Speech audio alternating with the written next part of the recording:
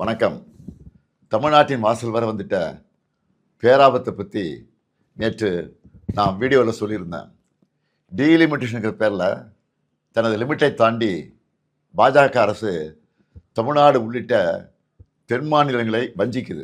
வட மாநிலங்களுக்கு அரசியல் வலிமையை மேலும் வாரி வழங்குற மாதிரியோ, தென் மாநிலங்கள் அரசியல் வலிமையை இழப்பது மாதிரியோ நடந்தால் தமிழ்நாடு பார்த்துக்கிட்டு சும்மா இருக்காது.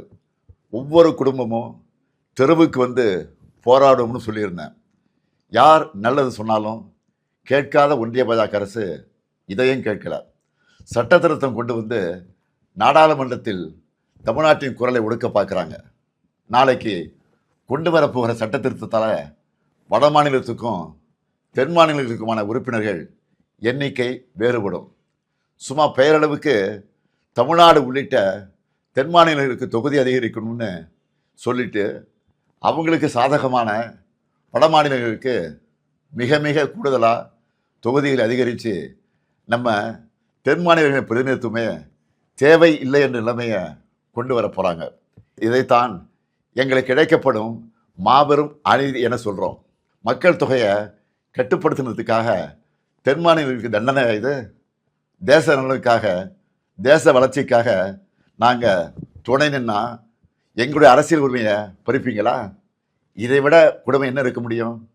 பிரதமர் மோடி அவர்களே, தமிழர்களையும் தென் மாநில மக்களையும் இரண்டாந்தர குடிமக்களாக பார்க்குறீங்க. டெல்லி பாஜகவுக்கு தமிழர்கள் யாருன்னு காட்ட வேண்டிய நேரம் வந்துருச்சு. தமிழ்நாட்டின் குரல் வழியை நெருக்க நினைக்கும் ஒன்றிய பாஜக அரசுக்கு எதிராக தமிழ்நாட்டில் இருக்க ஒவ்வொரு குடும்பமும் தங்கள் எதிர்ப்பை தெரிவிக்க வேண்டிய நேரம் வந்தாச்சு. நாளைக்கு நாடாளுமன்றத்தில் அவங்க கொண்டு வர போகிற சட்ட திருத்தத்துக்கு எதிர்ப்பை காட்டுற மாதிரி தமிழ்நாட்டில் எல்லாரும் நம்ம வீட்டில் கருப்பு கொடியை ஏற்றுவோம். கருப்பு சட்டத்தை எதிர்த்து நம்ம எதிர்ப்பின் அடையாளமாக கருப்பு கொடியை ஏற்றுவோம். இந்தியாவை இருண்ட காலத்திற்கு அழைச்சிட்டு போகிற எதேச்சதிகார பாஜக அரசுக்கு எதிராக கருப்பு கொடி ஏற்றுவோம். இது தமிழ்நாட்டுக்கும் டெல்லிக்குமான தேர்தல் என நான் சொன்னதை பாஜக தொடர்ந்து நிரூபிக்குது. நான் சொன்னதோட உண்மையான அர்த்தத்தை பாஜகவே உணர்த்திடுச்சு.